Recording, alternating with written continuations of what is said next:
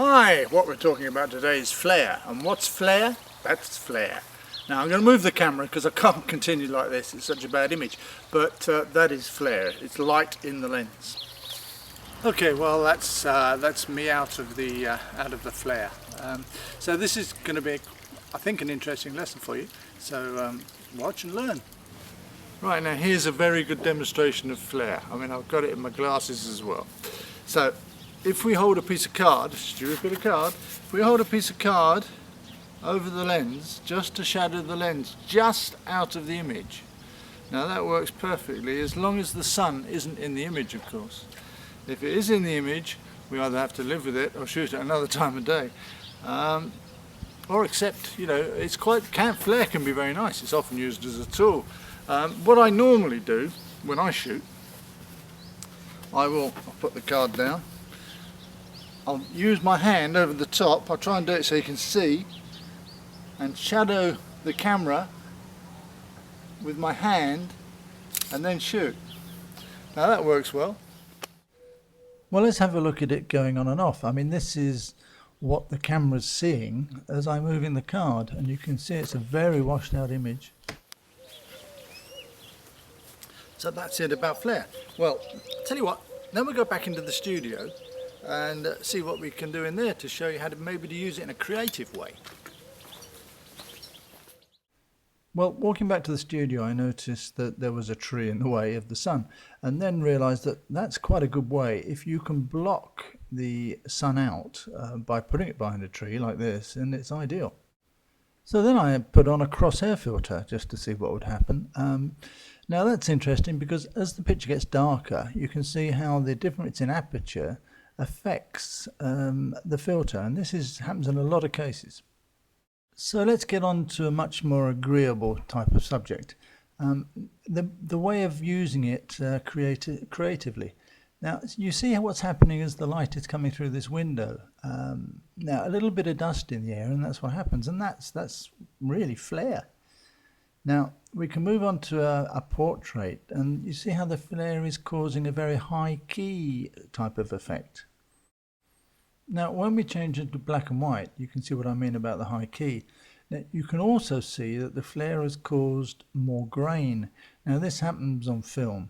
It does increase the grain, which is a strange effect, and I don't know why. Well, here's an even more agreeable sort of subject.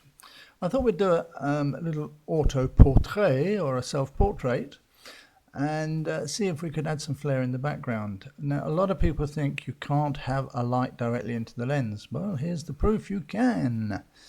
Now, the most important thing, of course, is to know how to control it. Now, with this type of light, you have to be very careful. You see virtually every fault, you see every little hair. So it's not really the light to use with an elegant sort of lady. Well, we got the shot. I did it in black and white, as you see. I also changed my shirt because I thought it looked better, a bit darker. Now I'll show you how it's lit.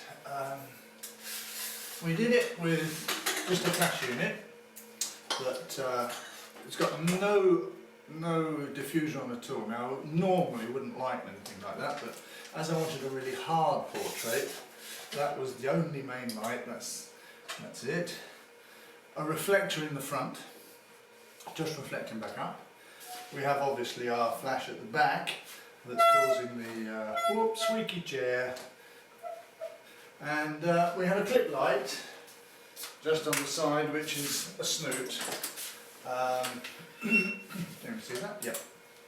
Right.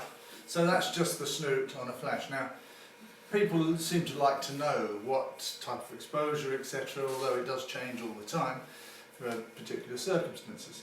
That is a 400, the main light is a 400 watt or watt second lamp on about half power, so about 200. These are 250 watts, the snoot, and that's about on half power. The main light at the back is on full power, it's a 250. So that gives you an idea. Now, because my wife can't get anything in focus, I stopped down to about f16, so I wouldn't normally do that either, but since I might be moving about, what else is there to say? Nothing really, that's how it was done. There are some ways of provoking flare.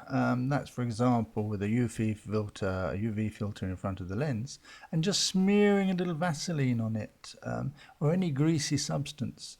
You can also shine a light onto the lens from 90 degrees.